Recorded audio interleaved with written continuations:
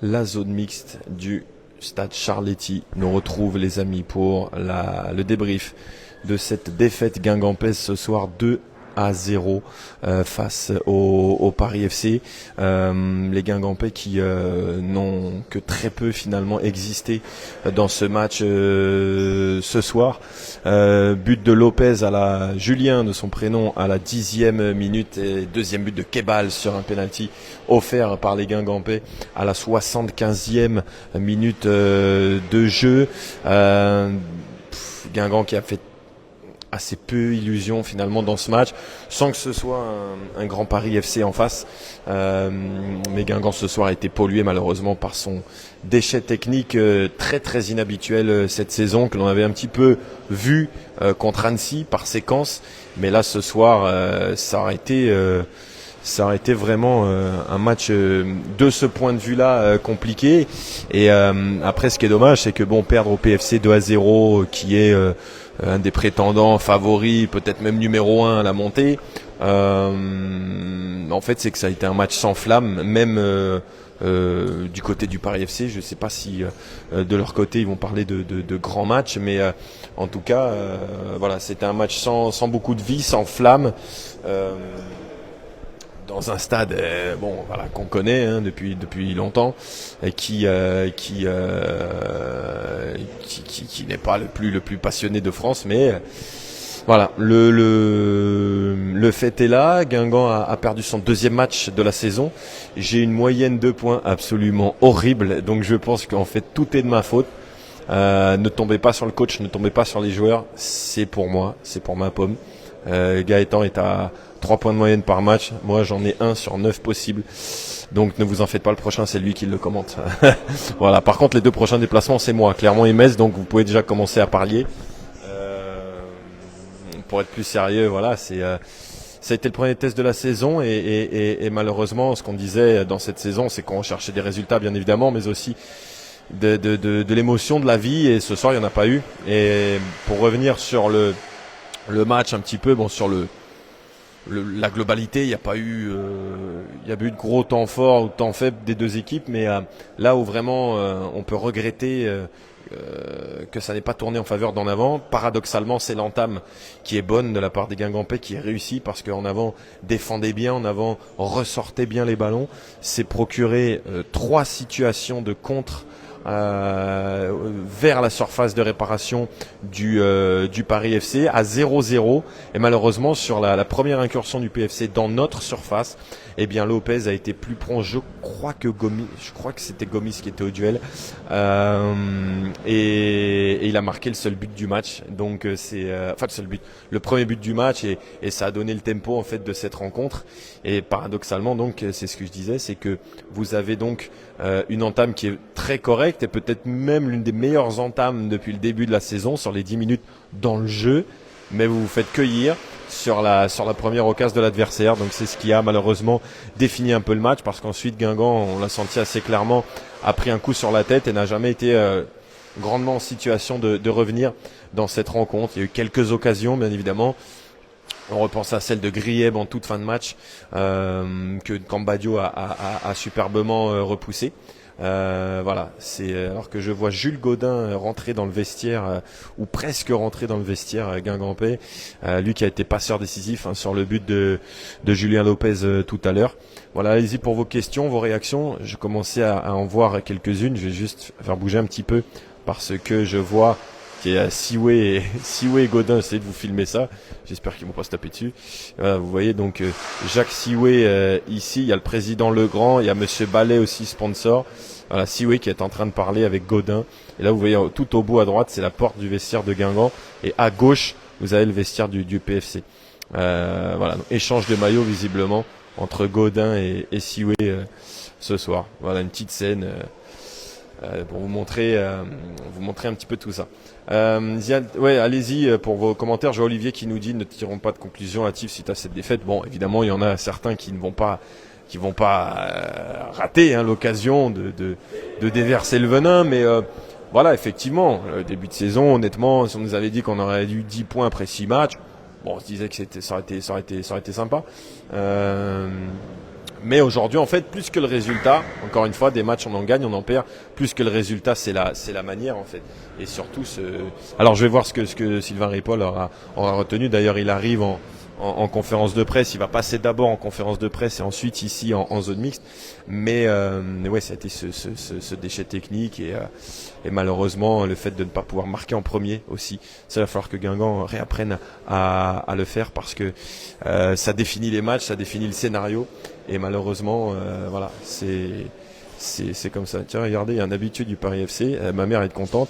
Il y a Thomas Soto, là, ex-journaliste de Télématin, qui est parti RTL, je crois, qui est un fervent supporter du PFC et qui vient de passer dans la zone mixte. Sylvain Ripoll a fait le choix, s'est croisé avec lui. Sylvain Ripoll, là, il va avoir le diffuseur. Je vais vous montrer un petit peu tant que le Wi-Fi capte. Regardez, je vais vous montrer comment c'est fait. Là, vous avez la salle Pierre Charpie, qui est une salle de volley ici. Vous avez la zone mixte qui est là, les vestiaires ici. Hop, tac, tac, tac. Je vais pas aller super loin parce que le Wi-Fi on capte pas partout.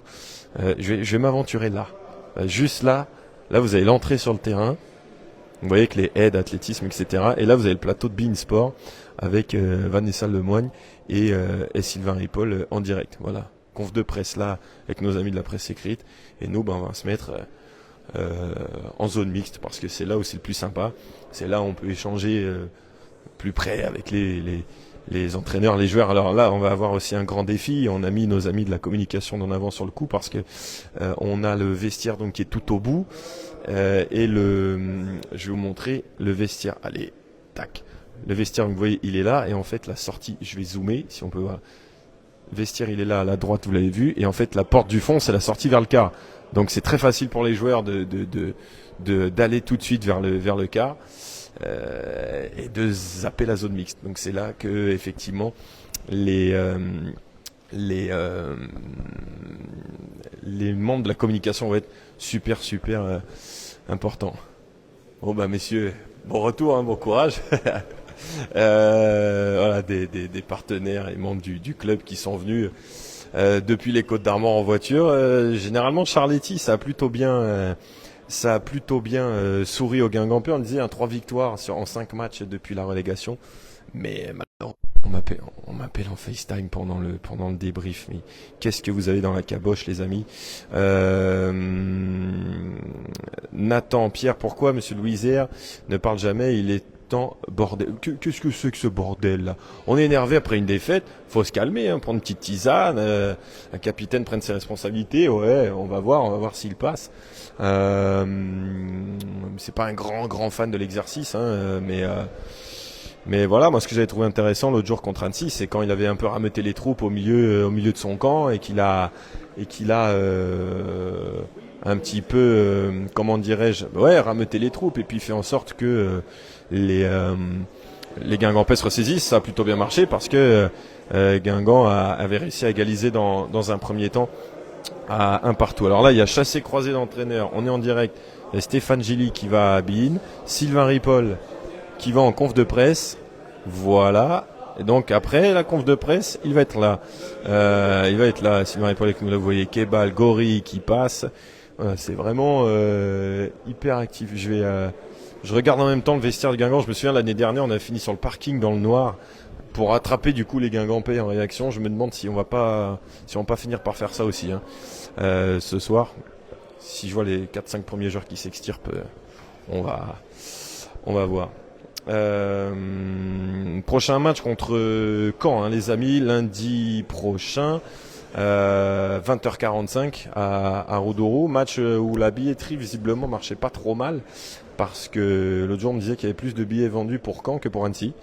Donc écoutez, c'est vrai que c'est toujours une affiche un petit peu plus savoureuse dans ce championnat. Mais voilà, surtout c'est en fait on guettera la réaction dans le contenu, dans le domaine technique aussi, hein, des Guingampais. Et évidemment, le résultat pourrait découler de ça aussi. Alors, je vois vos questions. Comme contre Annecy, les changements de Ripoll sont étonnants. Après, Après, contre Annecy, qu'est-ce qu'on peut... Moi, c'est plus là la compo de départ qui m'a surpris. Que Sagna et Picard enchaînent. Euh, on s'attendait peut-être à avoir Grieb devant. Là, sur les changements, après, il y a beaucoup de défenseurs sur le banc. Donc, et puis, il y a un problème aussi dans cet effectif de Guingamp, c'est que vous avez Gaëtan en parlait sur le match d'Annecy dans le débrief. À part Louiser Sidibé, vous avez personne au milieu. Donc Florian, si vous pouvez développer sur les changements qui sont étonnants de la part de Ripoll. Après, moi je trouve que sortir Sagna qui était à côté de ses pompes en première période et faire entrer Siwe, c'était cohérent pour passer en 4-4-2. On a très peu vu Brighton Labo malheureusement ce soir. On a un petit peu plus vu Siwe qui s'est bien montré, qui a gratté des ballons et qui a créé des brèches, notamment la grosse occasion à 1-0 où le centre de Louvambo passe juste devant le but pour Grieb. Mais ouais, c'est dommage. Pierre, qui est relativement lucide à chaque fois ce soir, défaite car nous ne méritions pas mieux. Là-dessus, je crois qu'on est tous d'accord. Il faut attendre fin octobre pour se faire une idée de ce qui sera notre saison. Ouais, on en parlait du calendrier. Alors là, la vue sur la caméra, elle est pas folle, mais on peut vous parler du calendrier parce que je l'ai noté tout à l'heure. Il y aura donc Caen qui arrive. Voilà, comme ça, lundi 30 septembre, Caen. Ensuite, il y aura déplacement à Clermont, réception de Pau, déplacement à Metz, double réception ensuite fin octobre de Ajaccio puis Grenoble et déplacement à Lorient début novembre. Donc après cette série de matchs-là, oui, on verra plus clair. Ça servira à rien de monter au plafond après chaque victoire. Ça servira à rien de se taper la caboche contre si en cas de défaite. Voilà, je vois qu'il y a pas mal aussi de reproches sur Basilio. Ouais, on parle de Sissoko aussi. Ouais, voilà, de toute façon, cette équipe, on l'a bien vu depuis le début. Hein, quand il y avait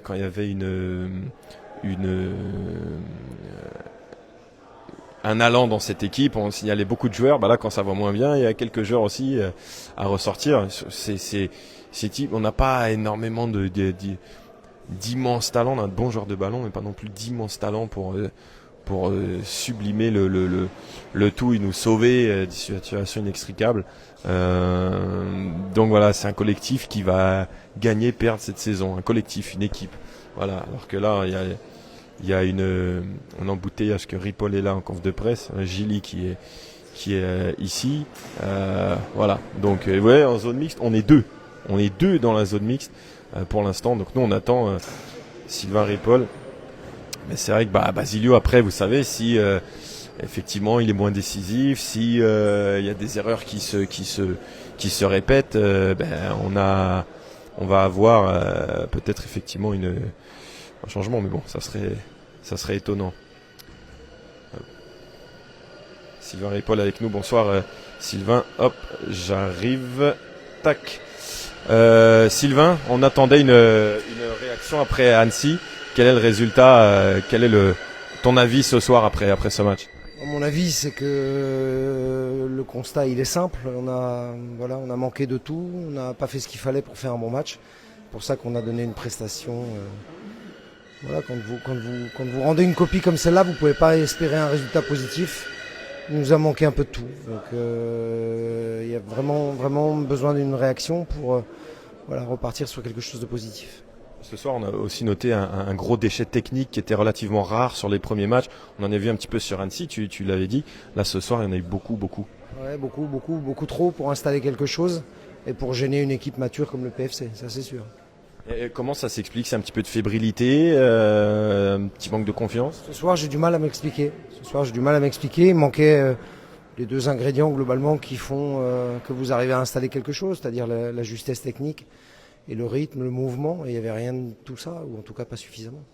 Est-ce qu'on a l'impression que le match finalement peut-être qu'il joue dans les 10 premières minutes parce que votre entame elle est plutôt bonne, il y a 2-3 situations de contre intéressantes et Paris marque sur sa première occasion, c'est paradoxal alors qu'on pointait justement ces entames.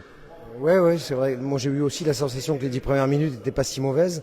Maintenant on est puni sur la première, mais après il restait quand même 80 minutes. Et 80 minutes c'est long pour proposer quelque chose et poser des problèmes à l'adversaire. Et là on n'a pas su le faire. Un mot maintenant, c'est place à la récup avant Caen, évidemment, un autre nom de ce championnat. Oui, on savait on allait jouer des adversaires peut-être avec des ambitions plus élevées. En tout cas, PFC ce soir, Caen lundi. En tout cas, il va falloir surtout qu'on s'occupe de nous et qu'on remonte le curseur parce que là, franchement, ce soir, il était vraiment trop bas. À part les déchets techniques, qu'est-ce que tu cibles aussi là comme ça quand tu dis qu'on a manqué de tout? On a manqué d'intensité aussi défensive dans le cadrage, dans les points de chute, sur les ballons entre deux. On a manqué de clarté aussi dans notre jeu de position. Puis tout simplement d'être dans le rythme. On a beaucoup été en réaction, beaucoup surpris par... pas dans l'anticipation. Et quand vous avez tout ça dans le même panier, ça donne un match de ce tonneau-là. Merci beaucoup, Sylvain. Bon retour à Guingamp après cette soirée. Si tu peux... Ouais, t'inquiète. On va attendre une petite réaction, nous a annoncé Souaib Nahir après cette rencontre. Notre ami Antoine se dépêche d'aller nous le chercher. Voilà, on le remerciera pour avoir des joueurs. Voyez, c'est un constat net qu'on a dressé évidemment sur le match. Beaucoup de domaines où Guingamp était défaillant et effectivement ce déchet technique qui a empêché les Guingampais de se montrer dangereux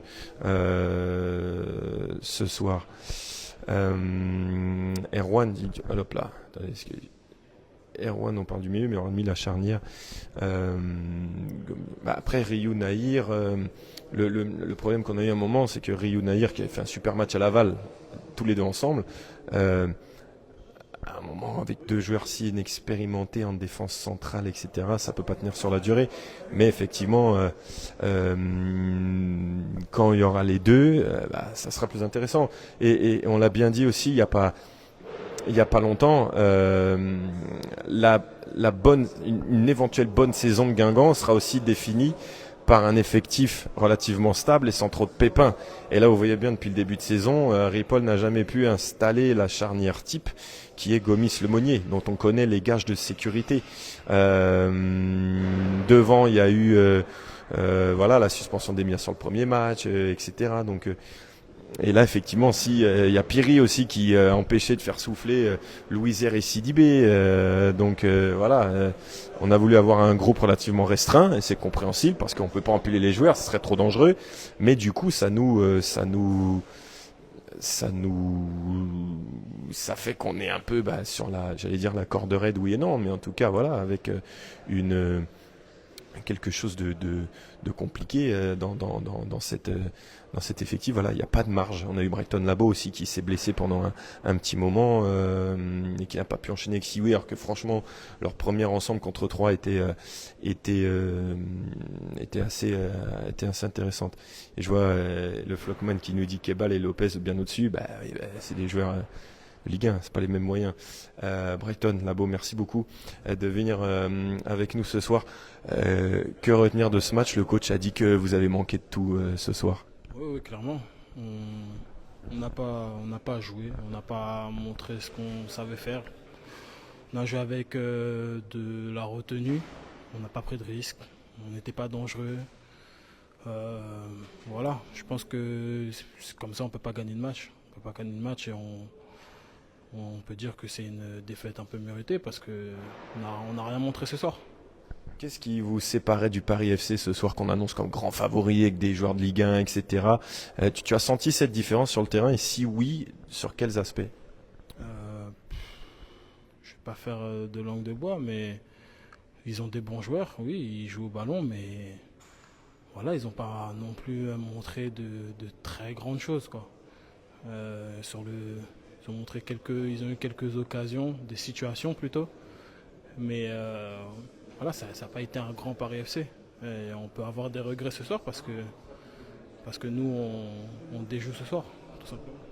C'est ça le regret, c'est qu'effectivement en face nous on les a pas non plus trouvés entreprenants, mais ce qui a manqué en fait, c'est un petit peu chez vous de folie, d'audace qu'on vous connaissait sur ces premiers matchs. C'est ça, oui. Clairement on n'a pas fait ce qu'on sait faire de mieux sur les 3-4 trois premiers matchs du début de saison.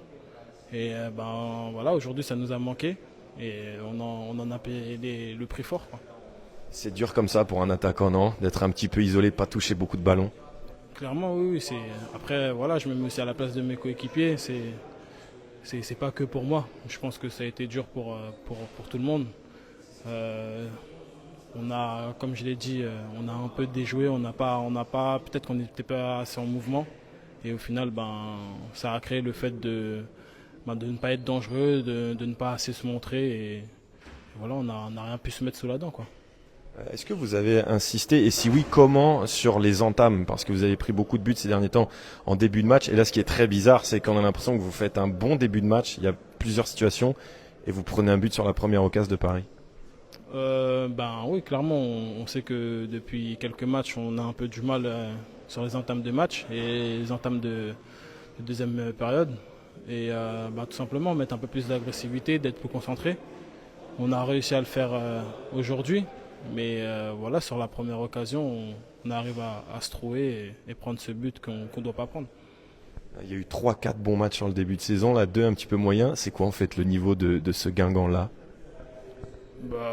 Je sais pas, je pourrais pas vous dire. En tout cas, tout le monde sait qu'on sait jouer, qu'on a de bons joueurs. Et voilà, c'est à nous de relever la tête et montrer notre vrai visage, parce que ce que vous avez vu ce soir, c'est clairement pas notre vrai visage, quoi. On attend ça lundi contre Caen. Merci. Brighton Labo, bon retour à Guingamp pour cette réaction. Ce soir, Brighton Labo titulaire pour la deuxième fois de la saison, après avoir été titularisé contre 3 sur la première journée avec Jacques Sioué. Mais là, effectivement, c'était pas le même Guingamp, c'était pas les mêmes courses, c'était pas le même allant. Donc c'est ça la question qu'on lui a posée aussi. Qu'est-ce qu'on retient en fait? Est-ce qu'on retient le Guingamp emballant du début avec la prépa et les premiers matchs de championnat, ou alors c'est celui des 2 derniers matchs qui a un petit peu patiné à gauche à droite? Voilà, on va voir ce qui se passe dans les prochains matchs. Je regarde quelques petits commentaires. Alors les amis, si vous pouvez faire des commentaires de moins de 3 lignes pour les lire à l'antenne, ça serait cool. Mais certains veulent l'habitude, mais bon. Alors, Gérard, il y a 6 ou 7 lignes. Ça fait 2 mauvais matchs de suite qu'on ne propose rien de cohérent, pas de lien dans le jeu, pas de rythme, pas de maîtrise au milieu. Du coup, on se prend des rafales derrière. Ripoll doit clarifier le schéma de jeu collectif, c'est tant qu'il y en ait un inquiétant vraiment. Non, inquiétant, on va pas aller jusqu'à dire inquiétant. Parce que le plan de jeu, on l'a clairement vu sur les premiers matchs, sur la prépa. Et moi, je vous invite à aller voir, si vous êtes dans le coin et que vous avez un petit peu de temps, à aller voir une séance d'entraînement. Moi, je suis allé la veille de Guingamp-Annecy, je me suis régalé de voir la manière dont Ripoll a dirigé la séance. Il était au milieu de ses joueurs qui étaient organisés à 10 contre 10, hein, enfin 11 contre 11 avec les gardiens, et sur le champ c'était 10 contre 10. Il était au milieu de ses joueurs pour leur donner des tactiques, des consignes, voilà le mot que je cherchais, et qui se mettait entre les lignes, qui courait avec les ailiers, etc. Voilà, ça a été voilà. Après les consignes vous les donnez, mais c'est toujours pareil, c'est les joueurs aussi qui les appliquent. Et là, quand vous mettez pas assez d'intensité dans les courses, que vous avez le ballon qui vous brûle les pieds, que peut faire le coach aussi, quoi. Donc c'est voilà, le plan on le sait, on le connaît. Et malheureusement sur les 2 derniers matchs, c'est vrai qu'ils n'ont pas franchement réussi à le mettre en application. Je voyais Dame, non pas direct sur YouTube, vous le savez quand même, je crois que Dame vous êtes infidèle depuis l'année dernière, hein. Les matchs à l'extérieur, vu qu'on ne peut pas installer notre matériel avec notre ordinateur, etc., ne pas avoir le logiciel de streaming, on fait le direct en zone mixte sur Facebook, et ça sera en différé effectivement sur YouTube. C'est voilà, dès qu'on aura coupé, on va télécharger cette vidéo et hop là, on va la mettre sur YouTube pour que vous puissiez voir tout ça. Réponse à la devinette, Anthony, merci beaucoup. Les 2 joueurs qui ont quitté Guingamp et qui sont partis de Guingamp cet été, mais qui ont joué au Paris FC, Maxime Barthelmé et Jonathan Boccia Iglesias. Voilà la réponse à la devinette.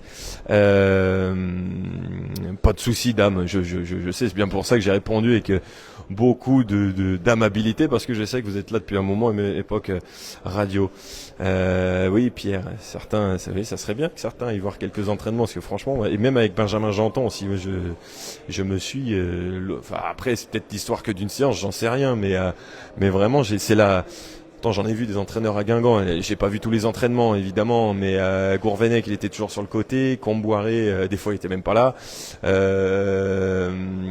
Dumont, il participait pas mal sur certaines séances. Il était sur le côté. Là, Ripoll, alors moi, on m'a dit du côté de David Boire, qui est un ancien joueur de Lorient et que j'ai croisé le soir même en fait de la séance de veille de match d'Annecy, parce que c'était le match de Brest en Ligue des Champions à Odoro, et on était au buffet presse et lui a joué avec Ripoll et il dit ça, c'est la touche un petit peu Gourcuff, de se mettre au milieu de ses joueurs.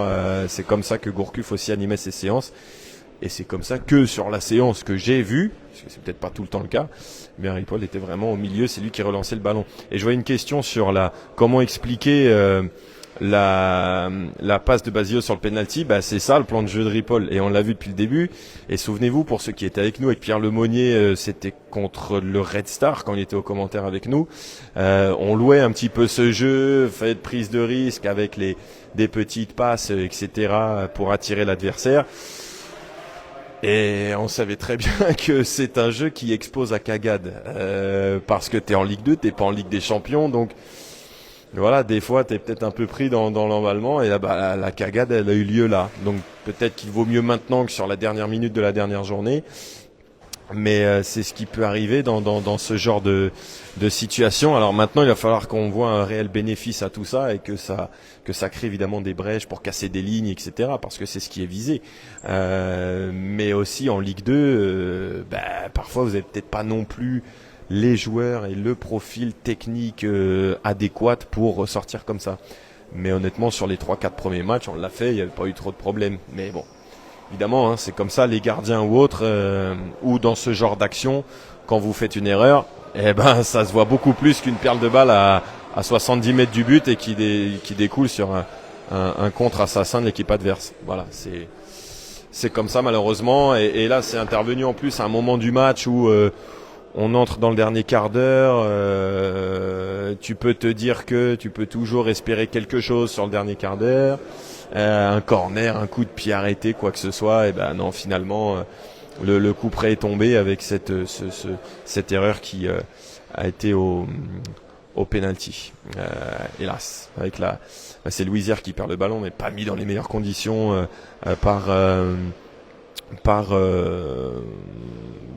Basilio. Voilà, ça a été le dégât du soir. Gérard, je crois qu'on aura un autre joueur. J'ai cru entendre Nahir. Bon, peut-être un autre alors. On va bien voir. Attention. Ah non, notre ami Antoine est sorti du vestiaire, mais pas avec un homme vêtu de rouge pour l'instant. Je voyais quelqu'un qui nous disait de dernier match c'est Kata. Oui, mais vous savez, c'est le football, il y a des adversaires, il y a un Paris FC qui a des moyens immensément plus forts. Il y a Annecy aussi qui a un style de jeu caractéristique. C'est Kata, oui et non. Le match contre Annecy, il est très moyen, mais c'est pas non plus une catastrophe. Maintenant, effectivement, la question qu'on peut se poser aujourd'hui, certains diront pas s'enflammer, de l'autre côté on dirait que c'est Kata, mais quand on est au juste milieu, c'est quel est le niveau en fait, où se situe le niveau de Guingamp par rapport aux gros, par rapport aux petits. Là, dans ce début de match, on voit qu'on a quand même battu des équipes qui sont plus proches de la fin que du début du classement. Donc on a vu aussi une équipe à réaction qui est très souvent revenue dans ces matchs. Alors ce soir ça n'a pas marché malheureusement, et ce qui est plus dommageable aussi, c'est qu'il n'y a pas eu grandement d'occasions, pas eu beaucoup de temps fort pour espérer un retour à la marque quand même pour les Guingampais. J'aime bien vos commentaires, mais ça passe trop vite là du coup. Relancer le plus souvent relancer le plus souvent à terre en partant de derrière, oui, mais quand c'est trop risqué, c'est du bon sens. Ouais. Sauf que ça c'est facile à dire après. Les joueurs ils se disent la même chose. Il faut avoir la lucidité à l'instant T de penser à dégager. Sauf que en fait, je crois que là il y a quasiment 2 ou 3 Parisiens qui arrivent sur Louisière sur la même action. peut-être que Basilio se dit, bah tiens, Louisère, il va réussir sa passe, et en réussissant sa passe, ça va déjà éliminer 3 joueurs sur les 10. Donc après, tu peux jouer une supériorité numérique sur le reste du terrain. Ouais, sauf que ça va passer 9 fois, et une fois ça va pas passer, ça va être la catastrophe. Et c'est ce qui s'est passé sur ce coup-là. Je vois que beaucoup de monde réclame Basilio, Niasse, etc. Basilio qui a été élu au rang de héros national à Rodez parce qu'il nous a sauvé les fesses, et là maintenant tout le monde veut le sortir. Oui, il doit être plus décisif, mais moi je trouve quand même que c'est un peu tôt là-dessus de vouloir sortir Basilio au bout de 6 matchs. Et qui nous dit que Niasse sera meilleur? Peut-être, je sais pas. Mais je trouve ça quand même un peu... voilà, et puis Basilio, ça fait plus de 3 ans qu'il est là. D'ailleurs, c'est le gardien qui est le plus utilisé au XXIe siècle pour Guingamp. Il a récemment dépassé Samassa, qui était à 143, et je crois que Basilio est à 145 ou 146. C'est pas... Voilà. Si ça dure dans le temps, oui, il faudra se poser la question. Après, il y a aussi le ressenti au quotidien, l'entraîneur des gardiens, etc. Mais bon, là, je vous trouve un peu dur, les enfants. C'est comme, je sais pas moi, une relation au bout de 4 ans avec quelqu'un, vous voyez plus ses défauts que ses qualités. Ouais, il y a quand même des qualités chez Basilio. Faut pas oublier qu'à Rodez, si on prend pas 3 buts dans le temps fort de Rodez sur les 15-20 minutes de la seconde période, on peut perdre 3-1, 4-1, et c'est plus du tout la même musique. Et le but d'Emia, il sert juste au best-of, quoi. Donc voilà, c'est des moments dans une saison où il y aura du bon, du moins bon, mais voilà, c'est pas non plus après cette deuxième défaite de la saison qu'il faut tirer sur tout le monde. Et, voilà. Là, ce qui est vraiment dommageable sur ce soir, je regarde toujours le fond du vestiaire, c'est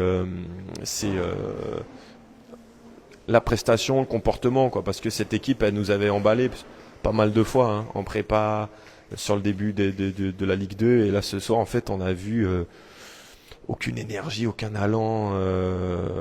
Les créateurs ont été très empruntés. On pense à Picard qui est un petit peu dans le dur en ce moment, à Emia qui fait un deuxième match relativement quelconque aussi au milieu, Sagna qui a pas beaucoup fait de différence non plus dans le couloir, et puis ce soir